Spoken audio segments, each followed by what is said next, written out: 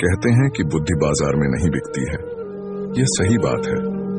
अगर यह बिकने वाली चीज होती तो संसार में जो सबसे धनी व्यक्ति हैं उनके पास ही बुद्धि होती।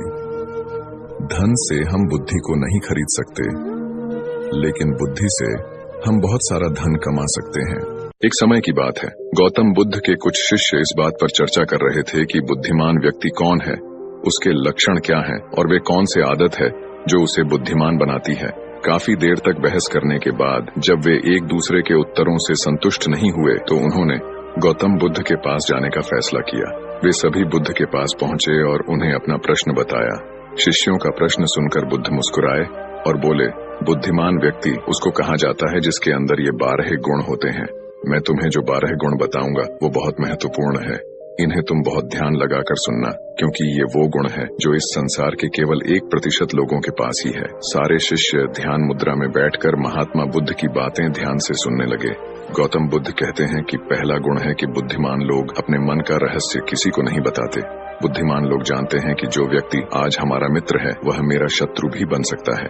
इसीलिए यह अपनी निजी बातें, अपनी कमजोरियां और अपने राज किसी को नहीं बताते। लेकिन ज्यादातर लोग अपने मन की बात करते हैं, अपने घर और उन बातों के बारे में बात करते हैं जिन्हें उन्हें गुप्त रखना चाहिए था। वे उन बातों को अपने दोस्तों, रिश्तेदारों और पड़ोसियों को भी बताते हैं और फिर जब बुरा समय आता है तो उन्हें धोखा मिलता है और फिर यह लोग इसके लिए दूसरों को दोषी ठहराते हैं।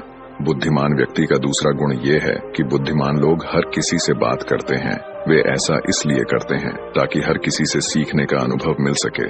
वह समझते हैं कि किसी भी क्षेत्र में एक सफल व्यक्ति ही उन्हें समझा सकता है।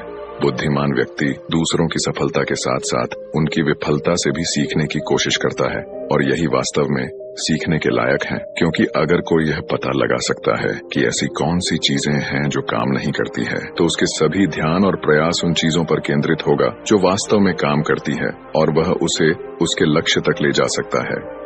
तीसरा गुण, बुद्धिमान लोग दूसरों को तभी बताते हैं जब कार्य पूरा हो जाता है, जबकि मूर्ख काम शुरू होने से पहले ही उसके बारे में डींगे हाँकने लगते हैं।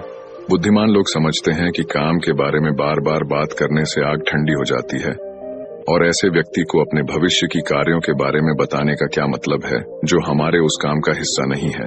और अगर गलती से हमने उस व्यक्ति को अपने कार्यों के बारे में बता दिया जो हमारा भला नहीं चाहता है तो वह पूरी कोशिश करेगा कि आप अपने काम में सफल ना हो। इसीलिए बुद्धिमान व्यक्ति शत्रुओं के षड्यंत्र से बचता है और काम में आने वाली बाधाओं से बचता है। काम खत्म होने से पहले किसी को नहीं बताता और अचानक अपना काम पूरा करके सभी को आश्चर्यचकित कर देता है।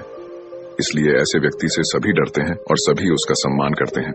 चौथा गुण, बुद्धिमान लोग अफवाहों पर विश्वास नहीं करते, न ही वह किसी की बातों पर आंख मूंद कर विश्वास करते हैं। यह अपनी बुद्धि और ज्ञान के बल पर चीजों को परख लेते हैं। वह सच्चाई की गहराई में जाकर और उसे अच्छे से समझने के बाद ही फैसला लेते हैं, चाहे सामने वाला कितनी भी मीठी मीठी बातें कर ले, चाहे कितनी भी कोशिश कर ले।